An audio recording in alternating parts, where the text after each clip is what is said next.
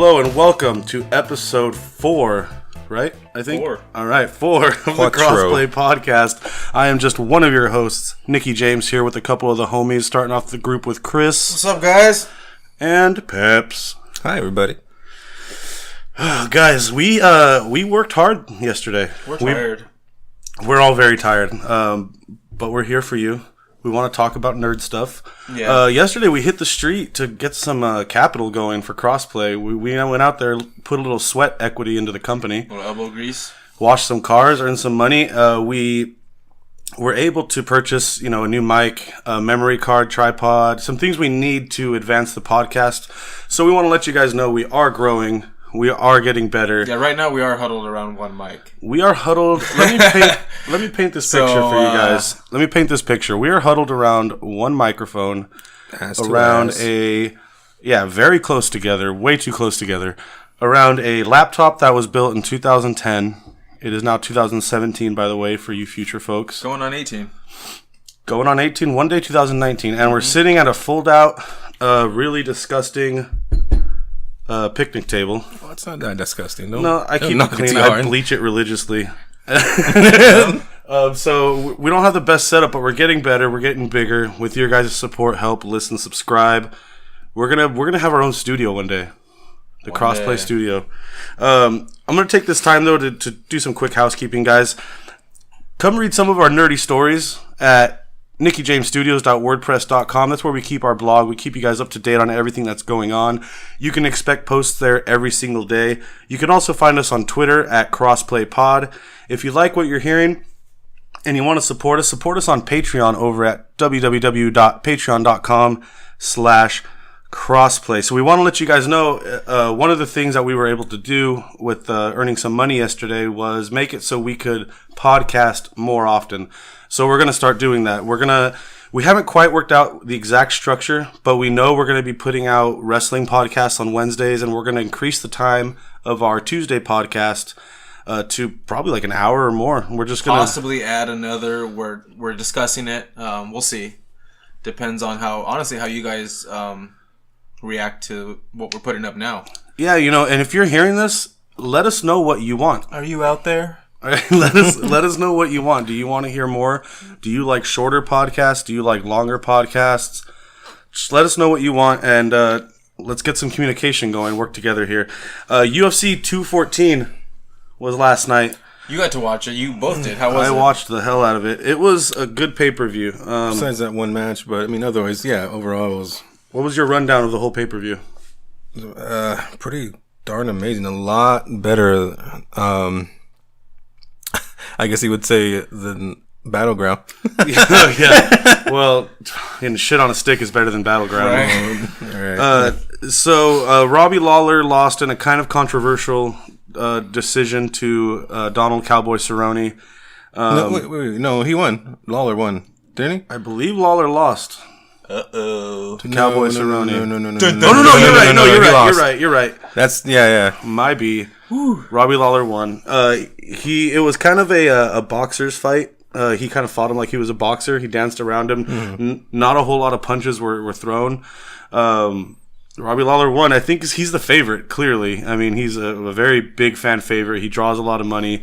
Any fight that's close, it feels like it's going to go to Robbie Lawler at this point. John Jones won in a pretty decisive victory. About 3 minutes into the third round, he delivered a devastating John Jones head kick to Daniel Cormier. Cormier leaned right into it, took the brunt of his shin.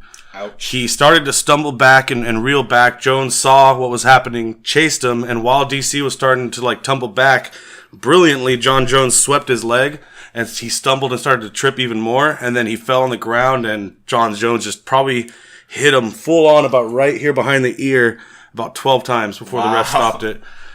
The ref, Big John McCarthy, gave Daniel Cormier that long because he knows who Daniel Cormier is.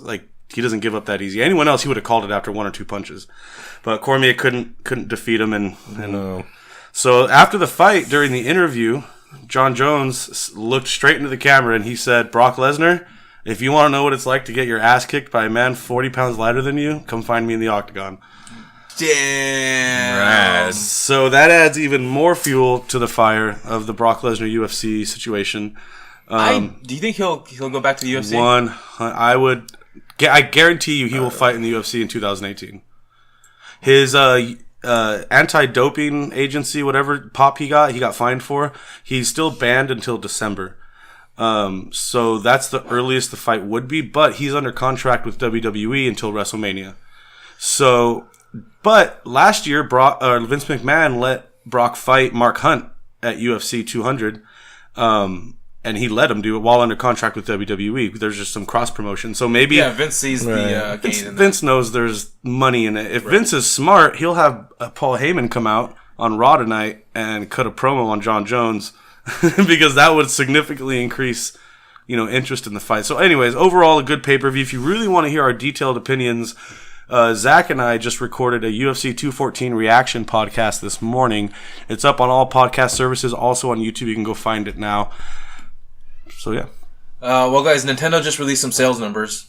How's it looking? They're doing really good with the Switch. They're saying about 4.7 million consoles sold so far, which is pretty much on pace and exceeding what they wanted to do, especially against the Wii U, which I think was kind of a disaster for them. Oh, yeah, the Wii U was a shit show. Anyways, they also have the SNES Classic Edition coming out, which I am totally looking forward to. Oh, yeah, if you can find one. Unfortunately, did you guys hear about the AT Games Sega Genesis flashback console? Yeah. I've heard of it, yeah. It's kind of like a... It's pretty much... They're trying to do what Nintendo did with the mini consoles that they've been releasing. Unfortunately, if you were hoping that it was going to scratch that same itch, it's not going to do it. I heard the game collection isn't as good, and doesn't it not have HDMI? Well, first of all, the game collection is kind of strange because it has a bunch of games that you've never heard of. Games that were never on the Sega Genesis or the it's a collection Mega Drive. of the Game Gear and all this. Yeah. Things like that. So there's that. So you're going to get a lot of games you've never heard of. Another thing is that the controller is charged by, what do you call them? What?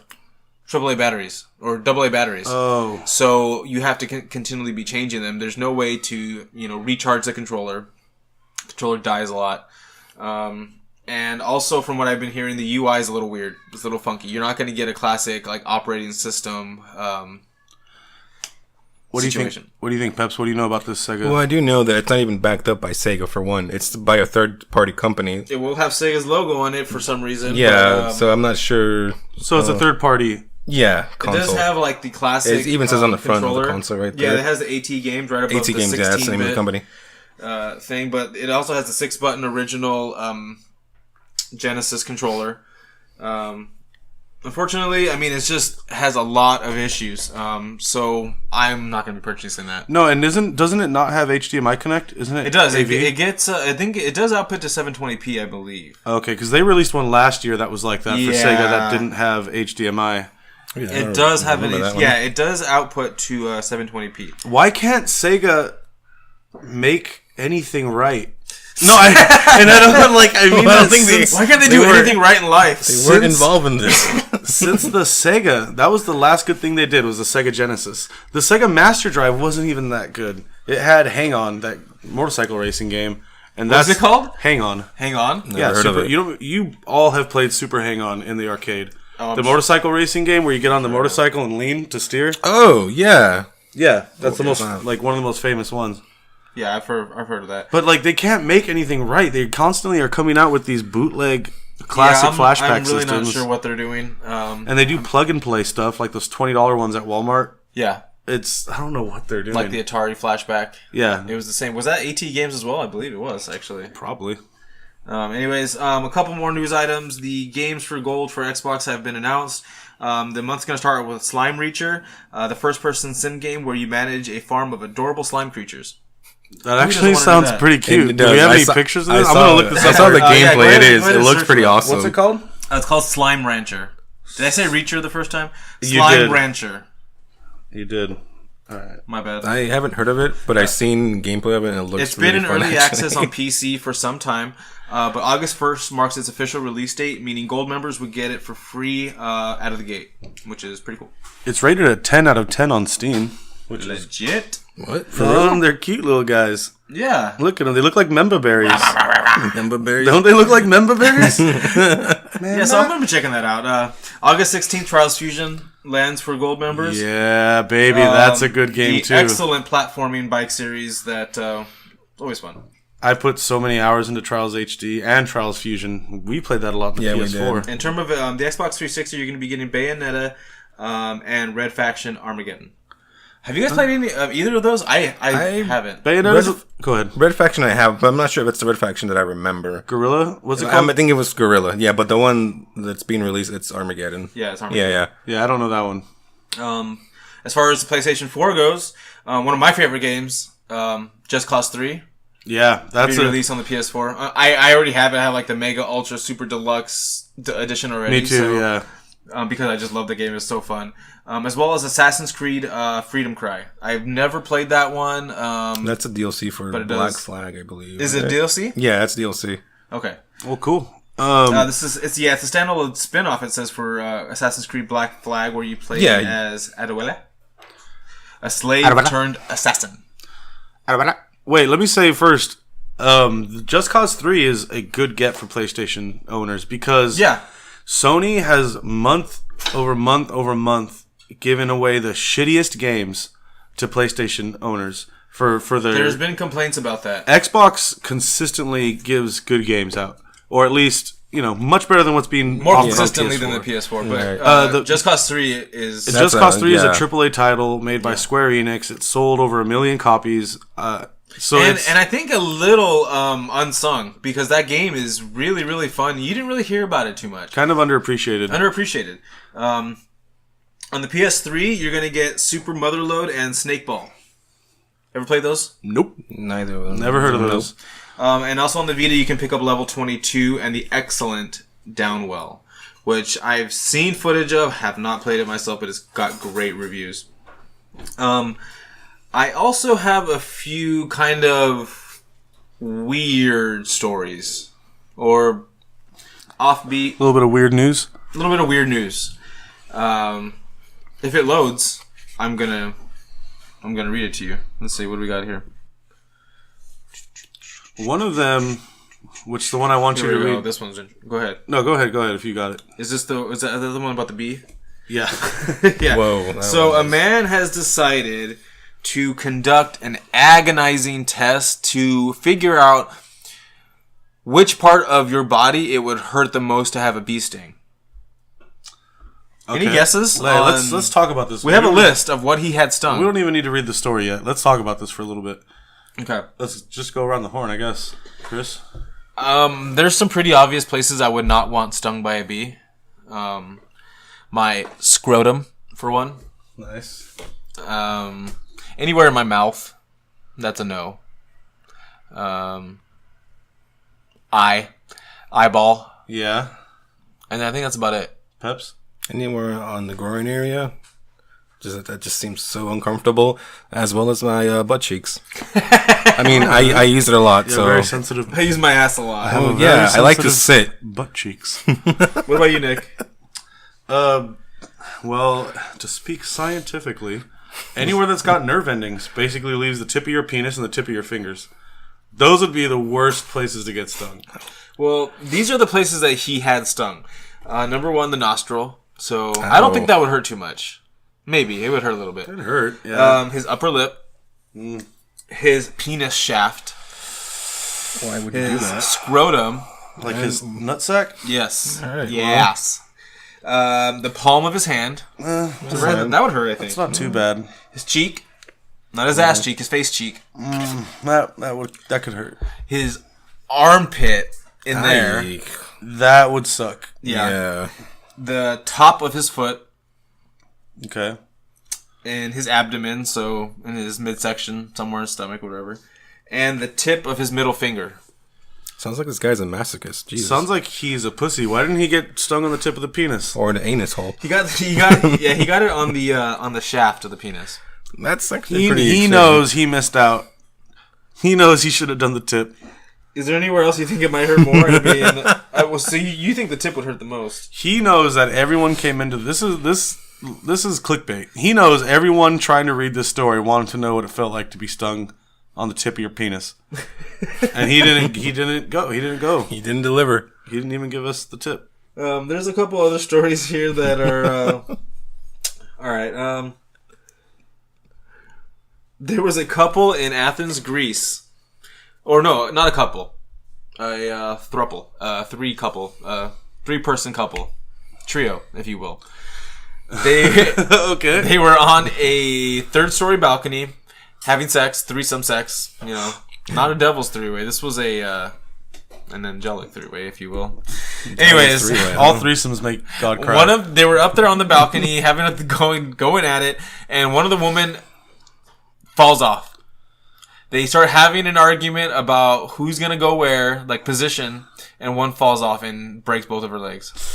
Fuck! Did she live? She lived. Dang! Just two Why was broken the bed legs. so close to the window? Oh, they weren't doing I don't it on know. the bed. Jose. Let's take our bed on the balcony. No, I think they were all out on the balcony, maybe in some sort of standing positions or something. I don't know. Anyways, I just thought that was kind of funny. It's like, hey, babe, you want to go do it on the balcony? And Jose starts dragging the bed. No. You hear wood dragging? No, not the bed. Be comfortable, jeez.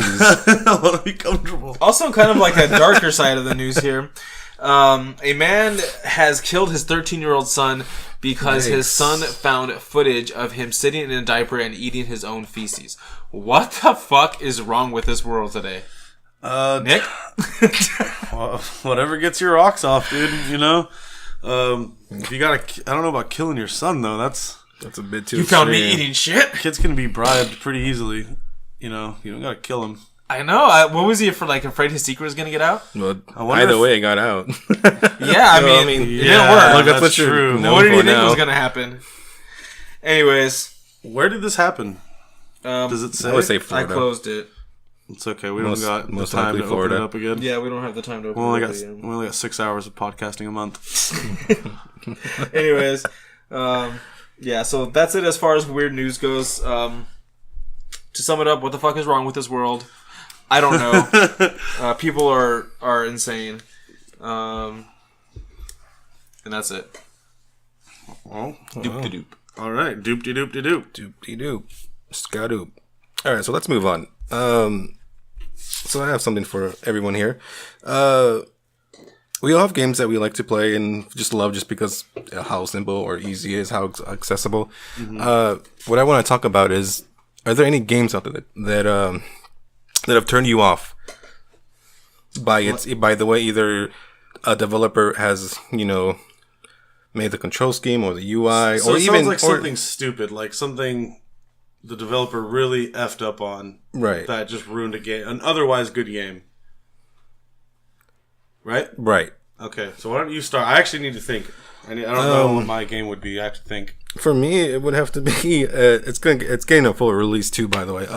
Ark Survival Evolve, which is basically. Really? I thought that was getting good feedback. No.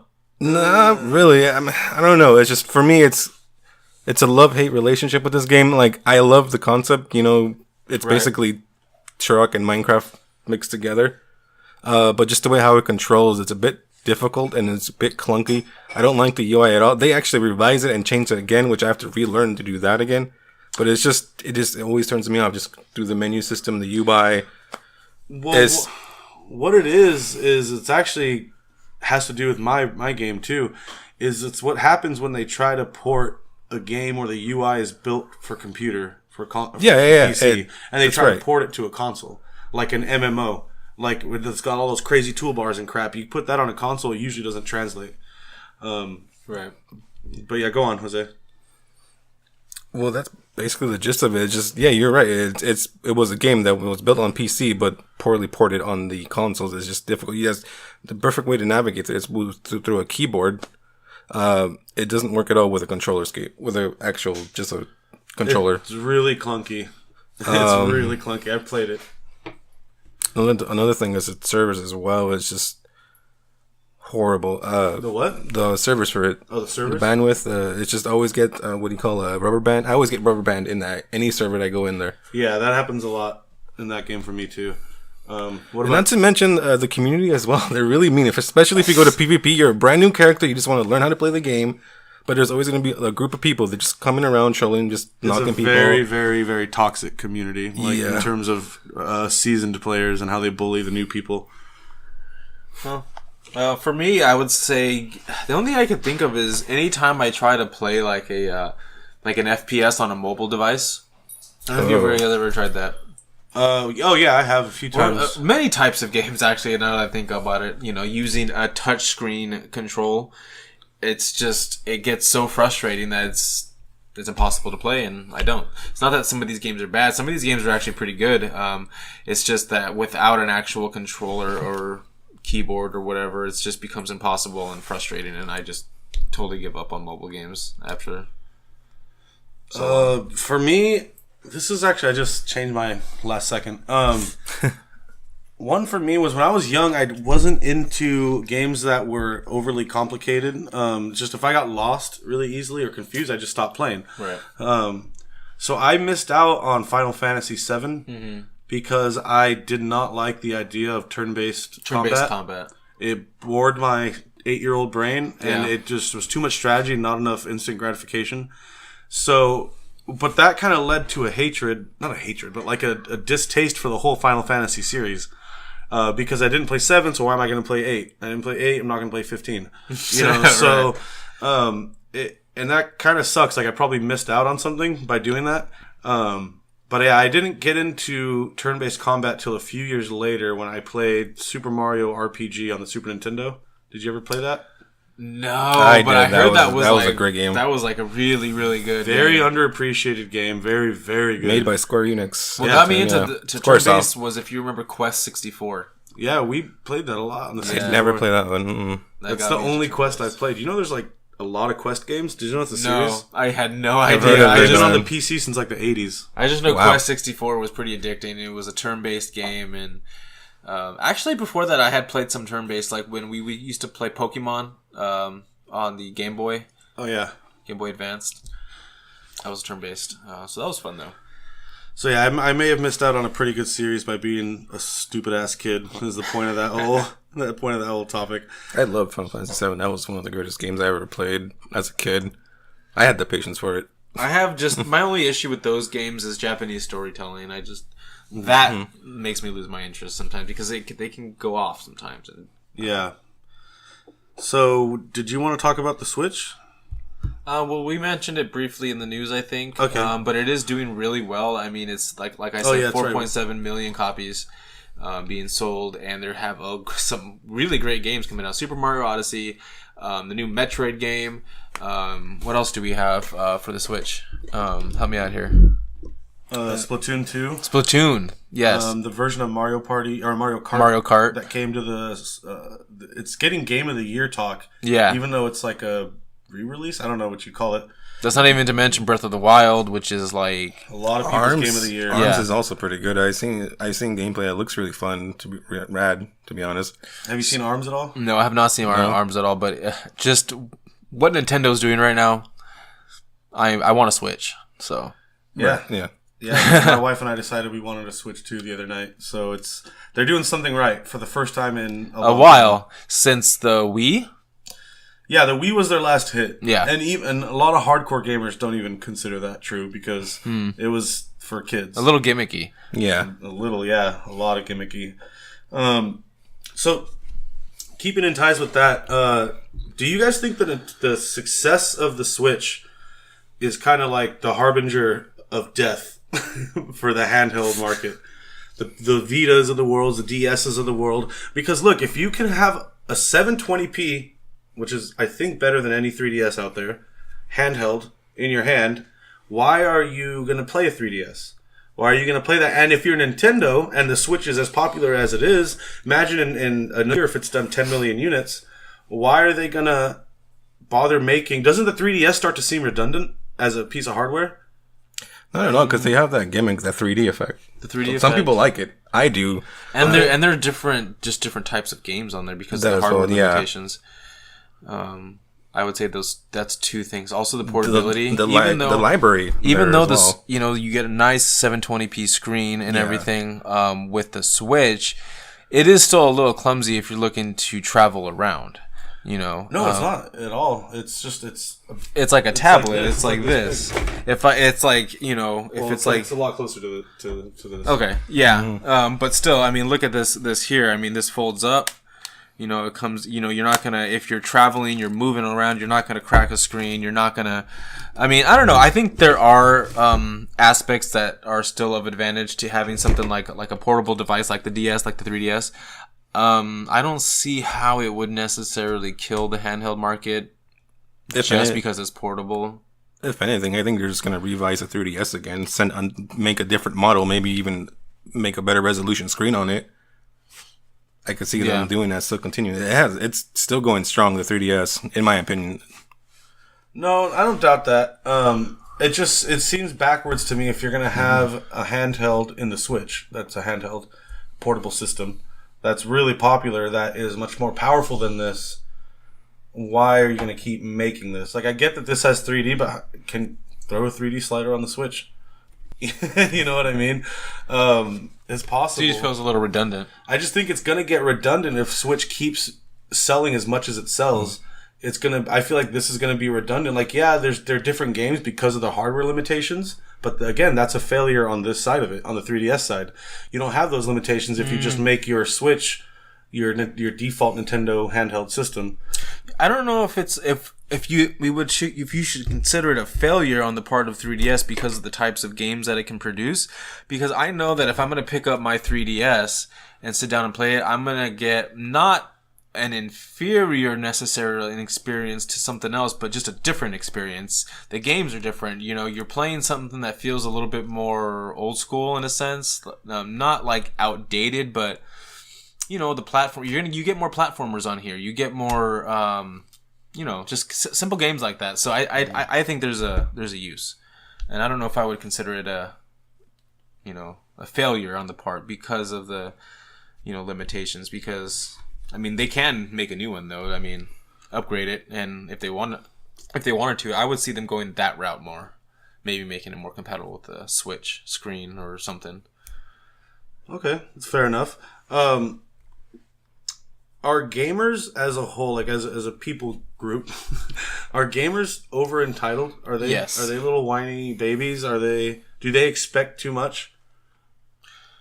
I don't think gamers know what they want, and I think that just may be me. If you just look at the console wars from when they started with this last generation, the Xbox One, the PS4, not really Nintendo, but the Xbox and the PS4. If you really look at that. The whole arguments that so many people were tossing around about why they're so passionate about it, I heard arguments all the time. Oh, it's all about graphic fidelity, and it's all about frames per second, and it's all about this, and that, or it's whatever. It's all about gameplay, or it's all about whatever story. But a lot of the times, you'll see people that, are screaming about graphics or screaming about exclusives or AAAs. But half the time, when they're at home, they're sitting there playing their favorite third-party title most of the day, and they don't even realize that, I think, half the time. And I think it's made for a lot of toxicity in the community.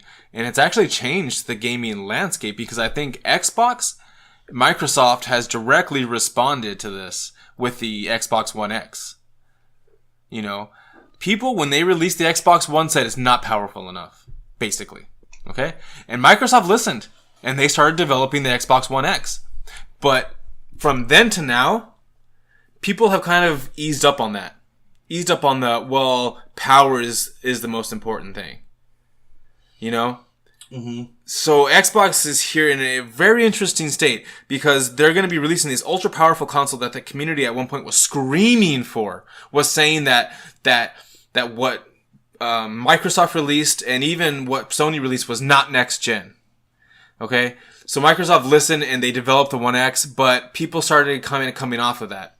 They started saying, gameplay is also important. And, online functionality, that's also important. The online community is important. So like I said, I don't think a lot of gamers that are the most vocal really know what the fuck they want, honestly. Yeah, and I think one thing that's important to remember is the gaming community is not one voice. So what I see a lot on like Reddit and things like that is people saying, oh, 1 minute everyone's saying this, the next minute they're saying this. They don't want this, but they generalize. The whole community thinks this. And it's like, dude, you realize we're millions of people saying millions of different things. You know what I mean? That's why I made sure to say the most vocal of them. Yeah. Go ahead, Peps. You got something to say? Yeah, I do. I mean, I would say there's a good and a bad side of being entitled, I guess. I mean, there's a good side of all of this, about the fans being vocal about what they want. Mm-hmm. The good side is you get the Xbox One X. If Chris's argument is to, if you're following that, then yeah, because if you're vocal and you complain, then Microsoft responds by making the One X. Well, it's not just the consoles as well, but I mean, it's also video games. Like, let's take Friday the 13th, for example. That came out broken as shit on the Xbox One. And on the PS4. And on PC. It was nearly unplayable on the Xbox One when it first released, and I remember just wasting my $40. I'm so upset over it. And I'm glad, the community, talked to the developers and like, hey, fix this, please. And it's something that needed to be done. Well, it sounds like you're saying that they wouldn't have fixed it. People wouldn't have complained. They wouldn't have fixed it. People wouldn't have bought it. Exactly. Mm-hmm. But I think people complaining was like a non-starter in them fixing that game. They were going to fix it regardless. They knew the game's problems. Complaints do help, though. I mean, yeah. They help in the sense that they kind of let them know what's going on. They might not know every single aspect of it, or yeah. I don't know. I think it's a lot easier for the vocal minority to voice their opinion now because of the internet, especially because the anonymity of the internet allows people to be as nasty as they want. Savage. Yeah. Yeah. I killed a guy in Jason the other day, and he sent me a picture of his balls and told me to kill myself. Wow. Now imagine doing that like on an elevator. Yeah, the guy next to you like doesn't hold the door for you, and you barely make it in, and you look at him in the face and go, "Fuck you! I hope you die!" Like, you know what I mean? People say online, like you would never do that kind of thing. Yeah. The cable for the elevator snaps, and he just falls through the shaft and dies. I should have let him in. You would feel really bad. So anyway, my point being is, it's a lot easier to be vocal nowadays. The internet gives every idiot a voice, right? Including these three idiots, where you can hear us every Tuesday here on the Didn't Turn My Notifications Off podcast. If you like our professionalism, you can find us on Twitter at Crossplay Pod. It was you, Jose? Sorry, I slipped. I slipped. Well, it was just like I opened it in a weird way. Half my palm covered it, so that's what happened. Chorizo fingers. Chorizo palms. Yeah, I guess let's get past that. Let me close out my argument. I want to finish this. Yeah, gamers are a very entitled bunch, but you deserve to be when you spend $500 on a console with a controller and a game, and then you have to pay on top of that a monthly fee to be able to play online. A lot of things. You deserve to be entitled. ISPs as well. Yeah, and you gotta pay for your internet so you can play online too. It's just video gaming. Gate after gate after gate. Video gaming is an increasingly expensive habit, and it's only going to get more expensive. So as the cost rises, so should expectations. That's probably only fair. So gamers are very entitled, but they should be, I think. I just think that for the vocal people out there, educate yourselves before you start screaming. That's the only thing that bugs me. Read a book. Read a book. Read a book. Anyway. Jose? Oh, all right, guys. So let's go with today's Forgotten Game of the Week. So what we're doing is every week we're doing a Forgotten Game of the Week segment. Don't be so upset that I jumped in to explain what this segment is. You're the one yelling, not us, Nicholas. You guys are yelling with your eyes. Your silence is deafening. We were just looking at you. Go ahead. Anyway, explain the segment. Sorry for my co-workers' unprofessionalism, guys. We're doing this segment every week, Forgotten Game of the Week, where we're going to profile a game that one of us has played from the long ago, and we're going to tell you why you should play it, turn your notifications off, and what we think of the game, what our memories of it are. All right. Well, that being said, my game of the week is called a little gem called Winback for the Nintendo 64. I'm not sure if either of you played it. Winback? Winback, yes. Winback. It came out in 1999. I was 11 years old around that time when that came out. What that game is a third person action shooter is what it is. I'll give you. It looks. I'm looking it up here. It kind of looks a bit like Siphon Filter. That looks familiar. It's very Siphon Filter-y. Like, yes, I know. The cool thing about it, what I liked about the game was its cover system. It's like a really early version of what Gears of War has right now currently, with tap whatever to hug against a wall, shoot out from corners, this and that. I love the weapon selections. You have like your typical assault rifles, shotguns, pistols, and everything cool about that was it had a laser sight. Every gun on it had a laser sight. Nice. It was really cool, and it was also really long. Maybe about 30 missions, I think. Actually, yeah, it was about 30 missions there. Not every level had a boss, but they had. Oh, yeah. By the way, the story. The story what the game is about, if I remember correctly, it's a terrorist group takes over a military space station that's housing a laser weapon that can destroy basically any city. That type of shit. Mm-hmm. Anyway, you're this anti-task force, anti-terrorist group. You're here to claim it back. You go through a bunch of like military silos. I don't know what you're showing me. Throughout these missions, you fight these really cool character bosses that, they fight with certain type of weapons. Like one's a flamethrower only types, and he has some weird corny name like Pyro or whatever. Inferno. Yeah. One with a sniper, one with a minigun. I remember it was being fun as hell. And not only that, but your character's name was pretty badass. His name is John Luck Cougar. Yeah. John Cougar Mellencamp? It's a joke for all the JCM fans out there. It's his son. Yeah. But overall, no, it was a classic. It was good gameplay. Maybe... Was there multiplayer? Yes, there was multiplayer. I was going to say, I passed a shot back here that looked like split Yeah. There was a split screen mode there as well as multiplayer. Deathmatch or... Deathmatch, yeah. Mostly deathmatch and other stuff like that. We got to get some N64 Let's Plays going, man. That'd be so will. fun. That would be fun. It's one of my favorite childhood games. It's really fun. By today's standards, it'd probably be a little slow and clunky, but I mean, it's doable. Yeah. I wouldn't mind replaying it again. What I constantly have to remind people that want to, hop on GoldenEye's dick is that game did not age well. No, it did not. The controls. Everyone that says I love GoldenEye has not played GoldenEye since 1998 because because that game I've went back and played it, garbage. Did you play it with other people though? Yeah. Like on the multiplayer? Yeah, and what happens is you look out and you're looking up and down because you have to use the C buttons to aim, and then it's just... You forgot. It's horrible. Yeah. What game does hold up is South Park on the N64. Oh, yeah. Same first-person shooter, but it's so natural and intuitive to play, still even today. But that's not Winback. No, it's not. No, it's not. Not at all. It's funny that you brought up Winback because I've never even heard of it. And I feel like a lot of games don't get past me. Like in terms of where I've never even heard of them. If you would have played it, this would have been one of the games you would have loved, to be honest. It seems like your type of it looks like a lot of hiding behind steel containers. It could be stealth, but it's mostly just action. You just go straight guns a-blazing. Right on. It had a cool little auto targeting as well. Do you know how much the game goes for nowadays?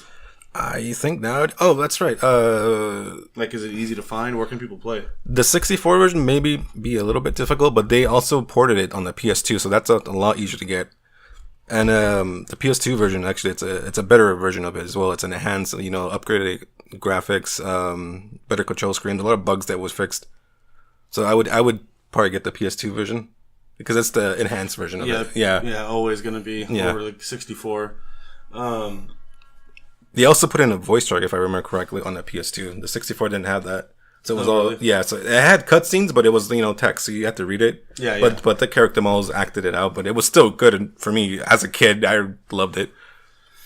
Yeah, so we're gonna keep this segment going every week. I'll take it over next week. I already know my forgotten game. South Park? Was it going to be? Let's give it a little... Yeah, it's fucking South Park. Oh, you know what? I'm not going to say it, but I will tease it. This game that I'm going to do See if anyone can figure it out. If you figure it out, let us know on Twitter. I'll send you a Crossplay prize pack of a picture of Gracie. What if I figure it out? Then I'll send you a picture of Gracie. I'll take it. This game came out on the Sega. Oh, never mind then. And probably other systems around that time. It was a character platformer, like your Marios of the world. Vector Man. We'll see you on next week's Crossplay. Everyone, thanks for coming. I love you. I've been Nicky James. He's been Chris. See you guys. It's been Peps. Yo. We're going to be doing this every Tuesday. We're going to add another podcast soon, guys, but expect more from us. We're growing. We're getting better. We're growing. We're throbbing. We're pulsing. Oh, you spit all over me! We're growing boys.